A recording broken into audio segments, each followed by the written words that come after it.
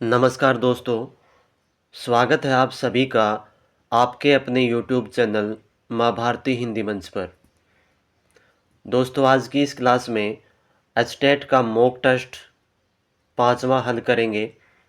हिंदी और हरियाणा जीके का पार्ट रहेगा। और ये जो हिंदी वाला पार्ट है ये कोई PYQ से है। देखो, ये देखो। तो सभी जो प्रश्न रहेंगे वो आपके इम्पोर्टेंट प्रश्न रहेंगे, क्योंकि कोई बनावटी प्रश्न या कोई और कहीं से उठाए हुए प्रश्न नहीं है। PYQ में कोई भी प्रश्न आता है तो वो बहुत ही इम्पोर्टेंट ही देते हैं वो। और कोई भी कंपटीशन एग्ज़ाम हुआ, स्टेट या और दूसरा, तो सभी में इनकी महत्ता बहुत ज़्यादा रहती है। तो आइए शुरू करते हैं। पहला प्रश्न हमारे सामने, इनमें से किस वाक्य में विशेषण की उत्तमावस्था प्रयुक्त हुई है। अब विशेषण की 3 अवस्थाएं मानी गई हैं। विशेषण का चैप्टर मैंने करवाया, तब बताया था कि मूलावस्था, उत्तरावस्था और उत्तमावस्था। ठीक है। उत्तमावस्था में सबसे अधिक या मतलब उसमें सबसे श्रेष्ठ का जिक्र आता है। तो देखो, उसने सुंदर चित्र बनाया, तो इसमें सुंदर चित्र बनाया, तो इसमें तो मूलावस्था है, वह मुझसे बड़ा है। मुझसे बड़ा है यानी कि एक दूसरे के साथ तुलना हो गई, तो उत्तरावस्था हो गई। वह अच्छी अच्छी कहानियां सुनाता है। हमारी कक्षा में वह सबसे होशियार है। अब देखो, ये आ गया सबसे होशियार, सबसे होशियार। तो यहाँ पे विशेषण की उत्तमावस्था रहेगी। ऑप्शन नंबर 4 इसका सही आंसर हो जाएगा। निम्नांकित में से अकर्मक क्रिया है, लिखना, पढ़ना, नाचना, देखना। तो देखो, इसमें से अकर्मक क्रिया कौन सी है? नाचना है। कुछ एक अकर्मक क्रियाएं स्थायी रूप से रहती हैं, जैसे उठना, बैठना, दौड़ना, हंसना, रोना, उदास होना, खुश होना, तैरना, उड़ना। ठीक है। ये सभी कुछ एक परमानेंट हैं अकर्मक क्रियाएं। तो इसमें नाचना जो है, नाचने में किसी भी कर्म की आवश्यकता नहीं होती। तो ये ऑप्शन नंबर 3 इसका सही आंसर हो जाएगा। किस वाक्य में द्विकर्मक क्रिया प्रयुक्त हुई है? यानी कि जिसमें 2 कर्म हो। तो लड़के ने अपनी साथी को पुस्तक दी, वह दिन रात बहुत परिश्रम करता है, रोचक कहानी पढ़ी, मैंने दुकान से फल खरीदे। इसमें ऑप्शन नंबर 1 ही हो जाएगा सही आंसर, क्योंकि इसमें एक तो क्या है, साथी को, ये कर्म हो गया, और पुस्तक एक ये कर्म हो गया। ठीक है। तो इसमें द्विकर्मक क्रिया है, ऑप्शन नंबर 1 सही आंसर हो जाएगा इसका। निम्नांकित में से प्रेरणार्थक क्रिया नहीं है। हंसना, हंसाना, जगाना, लिखवाना, भूलना। प्रेरणार्थक क्रिया कौन सी होती है? जो कर्ता जो किसी और से कार्य करवाए, स्वयं कार्य न करके जो और से करवाए, तो वो होती है प्रेरणार्थक।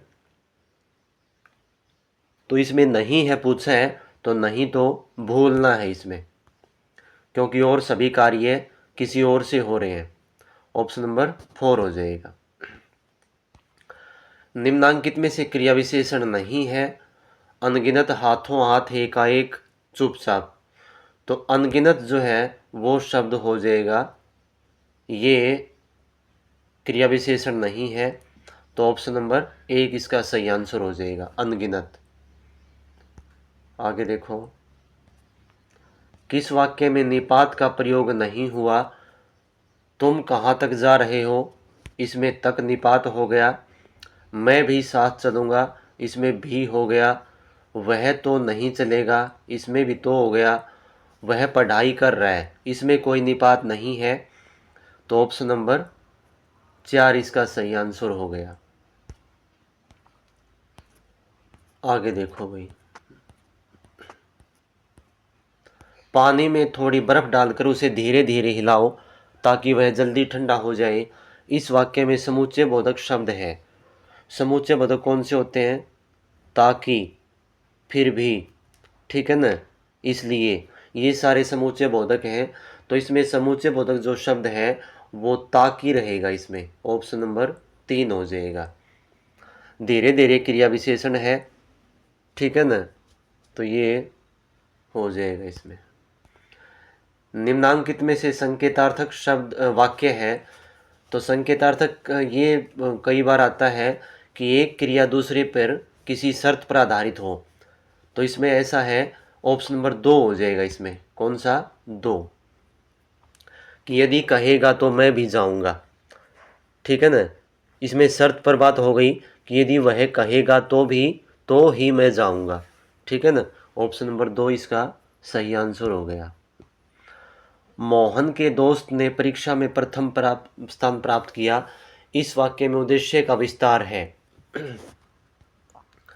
उद्देश्य का विस्तार कौन सा हो गया? तो उद्देश्य तो इसमें हो गया सोहन ने, ठीक है। अब विस्तार हो गया इसका मोहन के दोस्त, ठीक है। मोहन के दोस्त क्या हो गया? इसका विस्तार हो गया। ऑप्शन नंबर 1 हो जाएगा इसका आंसर। और ये पूछे इसमें उद्देश्य कौन सा है, तो सोहन ने हो जाएगा। आगे देखिए भाई, इनमें समास की दृष्टि से कौन सा विकल्प सुमेलित नहीं है? रात भर अव्ययभाव समास सही है। भूमिगत तत्पुरुष समास ये भी सही है। चराचर, चर और अचर द्वंद्व समास ये भी सही है। प्रत्यारोप कर्मधारय समास ये सही नहीं है। कर्मधारय समास नहीं है इसमें, आरोप के बाद आरोप ये हो जाएगा इसमें। तो ये हो जाएगा आपका अव्ययभाव समास। कौन सा हो जाएगा? अव्ययभाव समास हो जाएगा। इनमें से किस सामासिक पद का विग्रह सही नहीं है? उत्तरोत्तर, उत्तर में उत्तर गलत है ये। नीति निपुण, नीति में निपुण सप्त अधिकरण तत्पुरुष हो जाएगा। लघुत्तर, लघु है जो उत्तर कर्मधारय समास हो गया। विवाहेत्र, विवाह से इत्र ये अपदंत तत्पुरुष हो गया। उत्तरोत्तर का बन जाएगा उत्तर के बाद उत्तर, ठीक है। तो यहाँ पे कौन सा हो जाएगा? ये गलत है। ऑप्शन नंबर 1 इसका सही है, ये विग्रह सही नहीं है। अगला प्रश्न देखो क्या कहना चाह रहा है ये। निम्नलिखित में से किस विकल्प में संधि सही नहीं हुई है? योगी प्लस ईस योगेश गलत है इसमें, क्योंकि ये दीर्घ संधि बन गई यहाँ पे और इसने बना दी गुण संधि, यही सही नहीं है। बाकी देखते आगे। सठ प्लस आनंद सडानंद व्यंजन संधि सही है ये। 9 प्लस उढ़ा नवोढ़ा ये भी सही है। वर्षा प्लस ऋतु वर्षर्तु ये भी सही है, ठीक है। ये भी गुण संधि है वर्षा ऋतु। तो ऑप्शन नंबर 1 जो है वो इसका सही आंसर है, इसमें सही संधि नहीं हुई है। आगे देखो, इनमें से किस विकल्प के सभी शब्दों में अनुपसर्ग का प्रयोग नहीं हुआ है? तो अनुपयोगी, अनुदात। तो ऑप्शन नंबर 1 है, इसमें अनुपसर्ग नहीं है बल्कि अनुपसर्ग है। अन प्लस उपयोगी अनुपयोगी और अन प्लस उदात अनुदात, इससे बना है ये। तो इसमें दोनों में अनुपसर्ग है, अन, ठीक है। तो यही इसका आंसर हो जाएगा, इसमें अनुपसर्ग नहीं है। बाकी अनुमान में अनु प्लस ईक्षण हो जाएगा इसका, अनु प्लस भाव हो जाएगा, अनु प्लस ऐषण हो जाएगा, अनुभाव अनुराग इन सभी में अनुपसर्ग है। इनमें से किस शब्द में उपसर्ग नहीं है? पर्यटन में परि और अटन परि उपसर्ग हो गया। नकटा, नकटा में कोई उपसर्ग नहीं है। नकटा अपने आप में क्या है? मूल शब्द है। संकल्प में सम उपसर्ग हो गया। हमराज में हम उपसर्ग हो गया, ठीक है। तो कौन सा हो जाएगा? ऑप्शन नंबर 2 इसका सही आंसर है। इनमें से किस शब्द में यह प्रत्यय का प्रयोग नहीं हुआ है? तो महात्म में इसमें यह है, सौंदर्य में भी यह प्रत्यय है, भारतीय में भारत प्लस ईय, इसमें ईय प्रत्यय है न कि यह प्रत्यय। आदित्य में भी ये प्रत्यय है, तो ऑप्शन नंबर कौन सा होगा इसमें? 3 हो जाएगा, इसमें यह प्रत्यय नहीं है। इनमें से कौन सा शब्द राक्षस का पर्यायवाची नहीं है? धनुज, मनुजाद, यायावार, दानव। तो धनुज, मनुजाद और दानव ये तीनों ही क्या हैं? राक्षस के पर्यायवाची ही। लेकिन जो यायावार है वो है, इसका मतलब होता है घूमने वाला, घुमंतु। ठीक है, तो ऑप्शन नंबर 3 इसका सही आंसर हो जाएगा। रिजु का पर्यायवाची है, पर्यायवाची पूछा है, तो रिजु का मतलब होता है सरल या सीधा। ठीक है, तो ऑप्शन नंबर 1 हो जाएगा इसका। भंगुर होता है नष्ट होने वाला। ठीक है, वक्र रिजु का विलोम हो जाएगा। वक्र का मतलब होता है टेढ़ा। कठोर, कठोर होता है अपने आप में, इसका जो हो जाएगा विलोम कोमल। आगे देखो,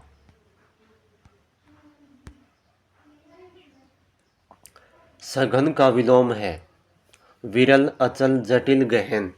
तो सघन का हो जाएगा विरल। ठीक है ना, ऑप्शन नंबर कौन सा? 1 सही आंसर हो जाएगा इसका।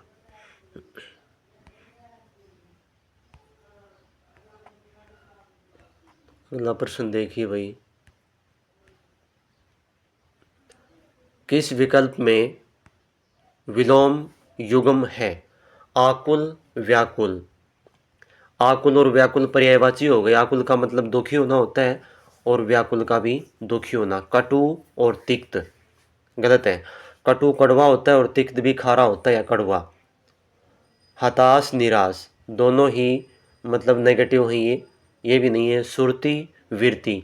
सुरती होता है ये स्मृति से का अपभ्रंश है, ये बिगड़ा हुआ रूप स्मृति का। या फिर सुरती होता है कि भगवान में अपना ध्यान लगाना।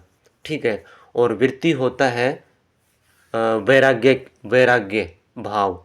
ठीक है, तो ये दोनों विलोम शब्द हैं, ये दोनों विलोम युग्म हैं। ऑप्शन नंबर कौन सा हो जाएगा? 4 हो जाएगा। बाकी और सभी तीनों पर्यायवाची हैं। अपने दोस्तों को शेयर कर दो भाई, और जिस साथी ने सब्सक्राइब नहीं किया सब्सक्राइब कर ले चैनल को। इनमें से कौन सा शब्द अनेकार्थक शब्द पंख से संबंधित नहीं है? कीचड़, दलदल, पंचक और पाप। तो इसमें कौन सा है? कीचड़, दलदल और पाप ये क्या है? तीनों पंख के पर्यायवाची हैं, पंचक नहीं है। ठीक है ना, पंचक ये पंचतत्व से संबंधित है, ज्योतिष पंचांग से संबंधित है ये।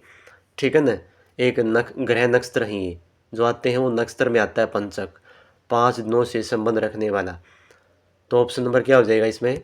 3 हो जाएगा। अगला प्रश्न देखो, निम्नलिखित में से किस विकल्प में चपला, चपल और चपला शब्द युग्म सही अर्थभेद है? तो चपल होता है चंचल और चपला का शब्द होता है, शब्द का अर्थ होता है बिजली। तो इसमें ऑप्शन नंबर 2 है। ऑप्शन नंबर 2 देखो, चंचल और बिजली। अगला है, कुल का नाश करने वाला वाक्यांश के लिए एक शब्द होगा। कुलांगार, कुलकेतु, कुलावतंस और कुलंधर। ठीक है, तो इसका हो जाएगा कुलांगार। ऑप्शन नंबर 1 इसका सही आंसर है। कुलकेतु होता है परिवार की शोभा बढ़ाने वाला। कुलावतंस भी होता है जो परिवार को सम्मान दिलाने वाला। और कुलंधर होता है वंश को आगे बढ़ाने वाला। मैंने तीनों बता दिए यहाँ पे, और लेकिन इसका ऑप्शन 1 हो जाएगा। निम्नांकित में सशुद्ध वाक्य कौन सा है? विद्वत्ता सही है, जीर्ण शीर्ण सही है, प्रतिद्वंद्वी सही है, मलयुद्ध ये सही नहीं है भाई, क्योंकि इसमें मल आधा लय और आएगा। मल होता है ये, मल न कि मल। तो ऑप्शन नंबर 4 इसका सही आंसर है। इनमें से किस विकल्प में सभी शब्द शुद्ध हैं? क्रियान्वयन, गरिष्ठ, सिद्धस्त, टिप्पणी, हितैषी, प्रशस्त, उदंड, सर्वोपरि। तो इसमें ऑप्शन नंबर कौन सा हो जाएगा? 3 सही हो जाएगा इसका, हितैषी और प्रशस्त। ठीक है ना, ये हो जाएगा इसमें ऑप्शन नंबर 3। आगे देखो, निम्नांकित में से शुद्ध शब्द कौन सा है? मद्देनजर, तंदुरुस्त, बावजूद, सूझबूझ। तो शुद्ध शब्द इसमें तीसरा है, ऑप्शन नंबर 3। मद्देनजर होता है ये, गलत है। ये तंदुरुस्त होता है, तंदुरुस्त नहीं होता। ये चौथा हो जाएगा, सूझबूझ होता है ये। ठीक है, तो इसमें ऑप्शन नंबर 3 है। अशुद्ध वाक्य कौन सा है? नौजवान युवकों को आगे आना चाहिए, बच्चे छत पर उछल कूद कर रहे हैं, शहर भर में अफवाह तेजी से फैल गई और उसने मेरी बात ध्यान से सुनी। इसमें ऑप्शन नंबर 3 हो जाएगा, शहर भर में अफवाह तेजी से। अफवाह जो होती है वो तेजी से ही फैलती है, यहाँ तेजी से जो शब्द है वो नहीं लगाना चाहिए था। ठीक है, तो यह शुद्ध वाक्य है। इनमें से अशुद्ध वाक्य है, भ्रमर पुष्पों से के पराग को चूसता है। यही है मेरे ख्याल से। आगे देखते हैं बाकी। मुझे बहुत प्यास लगी है, महेश अनेक कलाओं में दक्ष है, इस नदी का पाट बहुत चौड़ा है। तो इसमें पहला ही ऑप्शन सही है, क्योंकि जो पराग होता है वो पुष्पों के ही होते हैं। पराग पराग पुष्पों का ही होता है। तो इसमें पुष्पों का नहीं आएगा, भ्रमर परागों को चूसता है, ये इसका सही आंसर हो जाएगा। अत्यधिक गुस्सा आना के लिए सही मुहावरा है, तो ये तो सिंपल सा आपको सभी को पता होगा, खून खोलना, ऑप्शन नंबर 2।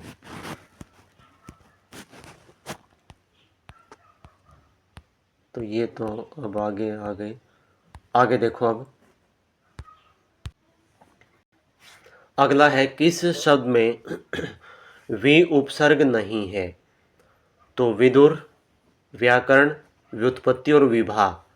तो इसमें वी उपसर्ग कौन से में नहीं है? विदुर में नहीं है, ऑप्शन नंबर 1। व्याकरण में वी उपसर्ग है, व्युत्पत्ति में भी। व्याकरण में 2 उपसर्ग हैं, वी और आ। ठीक है, व्युत्पत्ति में वी उपसर्ग है, वी प्लस उत्पत्ति।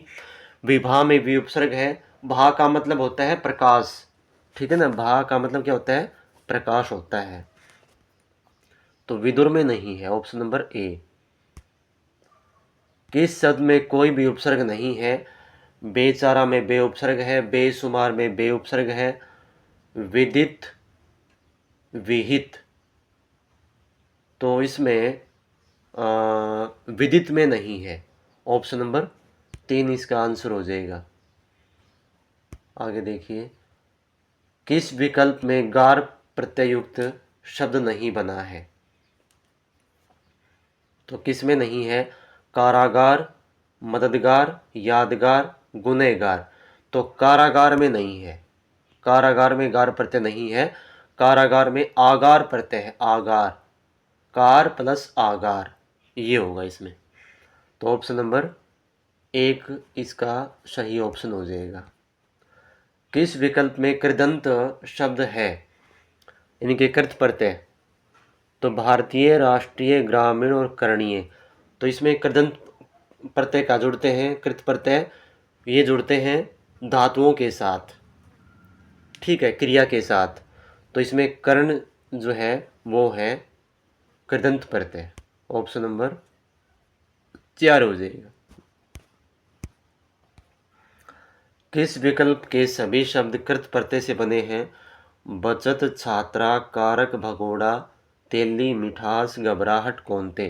कारक और भगोड़ा, ऑप्शन नंबर 2 हो जाएगा। कारक मतलब करना, और भगोड़ा, भगोड़ा बना है भाग से, भागना से।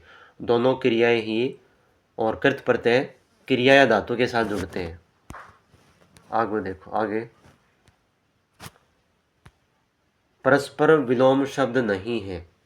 इष्ट, अभीष्ट, उर्वर, अनुर्वर, आज़ादी, गुलामी, इप्सित और अनिप्सित। तो इसमें हो जाएगा इष्ट और अभीष्ट। इष्ट का अभीष्ट नहीं होता, इष्ट का होता है अनिष्ट। तो ऑप्शन नंबर कौन सा हो जाएगा? एक इसका सही आंसर हो जाएगा। किस विकल्प के सभी शब्द पर्यायवाची हैं? पावक, अनिल। पावक किसका है? अग्नि का है। अनिल हवा का है। दसन और रदन, ये दोनों दांत के पर्यायवाची हैं, ये दोनों सही हैं। प्रस्तर पत्थर का है। उत्पल कमल का है। भुजंग सांप का है। पनगारी ये है गरुड़ का। ठीक है ना? पनग प्लस अरी, सांप का स्त्रु है जो। तो ये ऑप्शन नंबर 2 हो जाएगा इसमें। किस शब्द में कर्ण तत्पुरुष समास है? पथ भ्रष्ट में अपदंत पुरुष है। पथ से भ्रष्ट। गुण युक्त में है, गुण से युक्त। जीवन दान, जीवन का दान, संबंध पुरुष हो जाएगा इसमें। स्वर्ग पतित, स्वर्ग से पतित, इसमें भी अपदान तत्पुरुष हो जाएगा। इसका आंसर हो जाएगा ऑप्शन नंबर 2।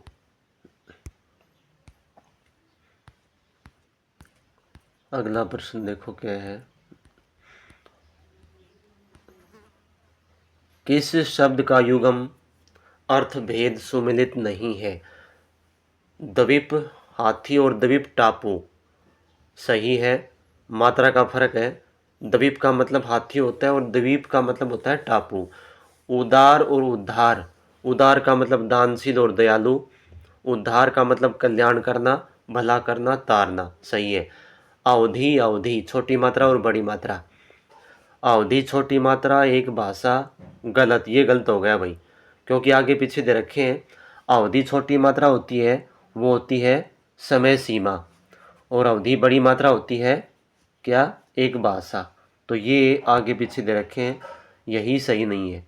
अवधि का बनेगा समय सीमा और अवधि का बनेगा एक भाषा। आगे देखो। ऐसा रोग जो छूने मात्र से फैलता हो तो ये संक्रामक रोग होता है, आप सभी को ही पता है। ऑप्शन नंबर 1 हो जाएगा इसका। किस विकल्प के सभी शब्द वर्तनी की दृष्टि से शुद्ध हैं? तो दृष्टा, गरिष्ठ, अधीन, दुरावस्था, उच्छिष्ट, प्रतिनिधि। तो इसमें उच्छिष्ट और नहीं, अधीन और दुरावस्था ये हो जाएगा इसमें। उच्छिष्ट नहीं होता, उच्छिष्ट होता है टे। ठीक है ना? तो अधीन और दुरावस्था, ऑप्शन नंबर कौन सा हो जाएगा? 2 हो जाएगा इसमें। व्याकरण की दृष्टि से कौन सा वाक्य शुद्ध है? किसी को गाली देना ठीक नहीं है, वह सदैव सही समय पर आता है, पकड़े जाने पर वह औरत रोने लगी, वह पिछले महीने बार बार जयपुर जा आया है। तो यही गलत है इसमें, ऑप्शन नंबर 4 ये गलत है, बाकी और तीनों सही हैं। इनमें से किस मुहावरे का भावार्थ सही नहीं है? फटे हाल होना, बहुत गरीब होना सही है। टका सा जवाब देना, साफ मना करना, ये भी सही है। घर बसाना, विवाह करना सही है। पेट पर लात मारना, भयंकर चोट पहुंचाना, ये सही नहीं है। ये इसका इसने अर्थ बता दिया, मुहावरे का भावार्थ नहीं। पेट पर लात मारना होता है आजीविका छीनना। ठीक है, तो ऑप्शन नंबर 4 इसका सही आंसर है। बहती गंगा में हाथ धोना का भावार्थ है तेज बहती गंगा की धारा में कभी नहाना नहीं चाहिए। गलत है ये। इसका हो जाएगा समय से लाभ उठाना चाहिए, समय से लाभ उठाना चाहिए, ऑप्शन नंबर 2। अनेकार्थक शब्द द्विज का कौन सा अर्थ है संगत है? तो दांत, हाथ, पक्षी, चंद्रमा। दांत, पक्षी और चंद्रमा ये द्विज के अर्थ होते हैं, लेकिन जो हाथ है वो नहीं होता। ठीक है ना? तो ऑप्शन नंबर 2 हो जाएगा इसका, ये असंगत है। भारतीय संघ की राजभाषा देवनागरी लिपि में लिखित भाषा होगी, इस आशय का उल्लेख भारतीय संविधान की किस धारा में किया गया? तो ये तो सभी को ही पता है, 343 जो धारा थी उसमें किया गया है ये। आगे देखो भाई, खड़ी बोली हिंदी का विकास किस अपभ्रंश से माना जाता है? अपभ्रंश का मतलब होता है बिगड़ा हुआ रूप। तो ये शोरसेनी अपभ्रंश है, शोरसेनी अपभ्रंश। ठीक है, ऑप्शन नंबर 1 इसका सही हो जाएगा। इनमें से कौन सी भाषा संविधान की 8वीं अनुसूची सम्मिलित नहीं है? मणिपुरी है, कोंकणी भी है, राजस्थानी नहीं है, मैथिली भी है। तो ऑप्शन नंबर राजस्थानी 3 हो जाएगा।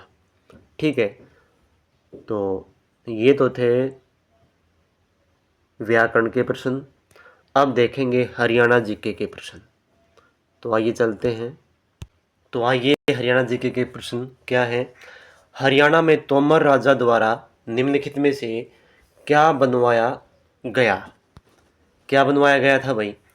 तो ये बनवाया गया था सूरजकुंड झील का जो निर्माण था वो करवाया था। तो सूरजकुंड बनवाया था। ऑप्शन नंबर 1 ए इसका सही आंसर हो जाएगा, सूरजकुंड। इसका देखो विस्तार। हरियाणा के फरीदाबाद में स्थित सूरजकुंड झील का निर्माण 10वीं शताब्दी में तोमर वंश के शासक सूरजमल ने बनवाया था। इस स्थल पर हर वर्ष फरवरी माह में शिल्प मेले का आयोजन होता है और यह स्थल अब पर्यटकों के लिए आकर्षण का केंद्र बन गया है। ठीक है, हरियाणा के किस जिले में ब्रह्म सरोवर स्थित है? तो ये कई बार पूछा जा चुका है, तो आप सभी को पता है थानेसर में है, जो कुरुक्षेत्र में है। ऑप्शन नंबर 1 इसका सही आंसर हो जाएगा।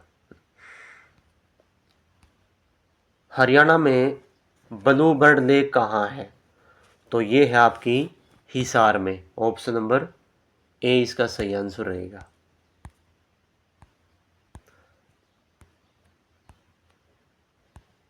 हरियाणा की प्रसिद्ध बड़खल झील का निर्माण कब किया गया था?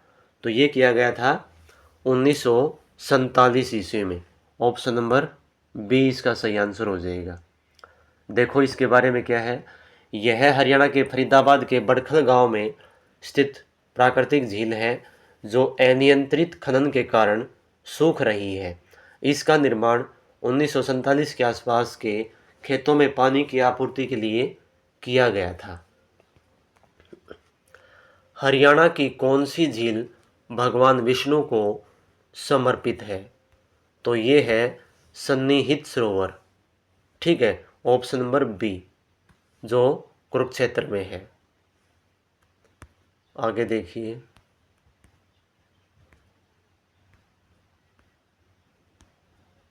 ये देखो इसका विस्तार। सन्निहित सरोवर हरियाणा राज्य के कुरुक्षेत्र में अवस्थित है। इसे भगवान विष्णु का अस्थायी निवास माना जाता है। ऐसा माना गया है कि तीर्थों की पूरी श्रृंखला यहाँ अमावस्या के दिन इकट्ठी होती है। यदि कोई व्यक्ति सौर ग्रहण के समय भाद्र करता है तो इस सरोवर में स्नान करता है तो वह 1000 अश्वमेध यज्ञ के बराबर फल प्राप्त करता है। तो ऑप्शन नंबर बी इसका सही आंसर हो जाएगा। करनाल में स्थित पर्यटन के लिए प्रसिद्ध झील का क्या नाम है? तो ये सभी को पता है, तो ये है कर्ण झील। हरियाणा राज्य में विविध प्रवासी पक्षियों के दर्शन हेतु प्रसिद्ध है। तो क्या है, कौन सी झील है ये? तो ये सुल्तानपुर झील है जो कि गुरुग्राम में है। आगे देखो, भगवान कृष्ण ने अर्जुन को गीता का उपदेश कुरुक्षेत्र में किस तीर्थ स्थान पर प्रवचित किए? तो ये ज्योतिषर नाम जगह है कुरुक्षेत्र में ही, वहाँ दिए थे। Option number B. आगे क्या है, सही मिलान कीजिए। पानीपत काला अम्ब है ये, 1 का 2 हो जाएगा। रोहतक में तिलियार झील है। पंचकूला में रेड बिशप है और अम्बाला में किंगफिशर है। तो ये मिलान कर लेना आप। ये देखो, पानीपत में कालाअंब, रोहतक में तिलियार झील, पंचकुला रेड बिशप और अम्बाला किंगफिशर। आगे देखिए, ये फिर मिलान करने आ गए। सुमेलित नहीं है, कुरुक्षेत्र ब्रह्म सरोवर है, कैथल नवग्रह कुंड ये भी है, रोहतक तिलियार लेक ये भी है, करनाल हथनी कुंड ये गलत है। करनाल में कर्ण लेक है, हथनी कुंड है यमुनानगर में। ठीक है, तो ऑप्शन नंबर डी इसका सही आंसर हो जाएगा।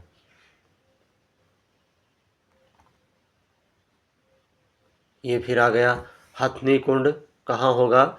यमुनानगर में।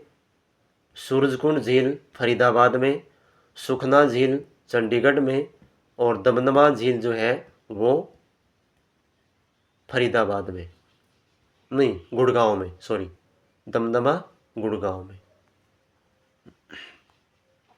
ये फिर आ गई, तो हाँ वही है।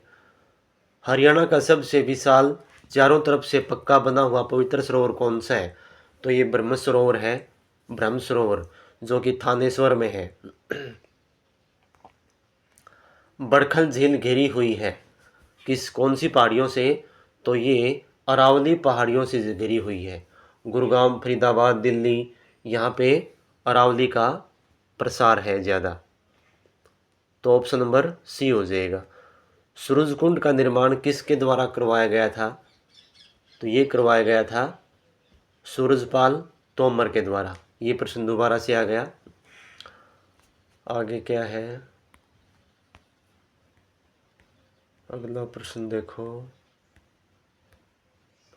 करनाल के पास किस जगह योद्धा दुर्योधन ने स्वयं को पराशर ताल में तब तक छिपा कर रखा था जब तक कृष्ण के उपहास ने उसे लड़ाई के लिए बाहर निकाला?